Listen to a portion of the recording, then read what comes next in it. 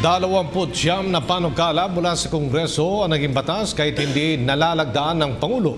Batay sa probisyon ng Article 6, Section 27, kapag nabigo ang Pangulong lagdaan ang panukala o di kay ibalik ito sa Kongreso sa loob ng 30 araw, matapos itong matanggap, otomatikong magiging batas ng isang panukala.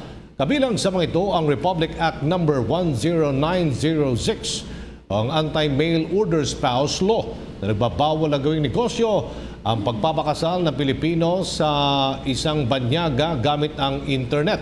Nakapaloob sa batas ang parusang 10 hanggang 20 taong pagkakakulong at multang 100,000 hanggang 2 milyong piso. Ganap na ring batas ang Anti-Age Discrimination in Employment Act. Nakapaloob dito ang pantay na pagtrato sa mga empleyado anuman ang kanilang edad. Pinoprotektahan nito ang anumang layoff o early retirement dahil sa edad ng empleyado. Pati na rin ang hindi pagkakaloob ng promosyon, training o benepisyo sa sinumang empleyado dahil sa kanilang edad. Kabilang din sa mga bagong batas ang Republic Act No. 10879 o ang Mimaropa Act kung saan kikilalanin sa bagong pangalan ang mga lalawigang nasa Southwestern Tagalog Region.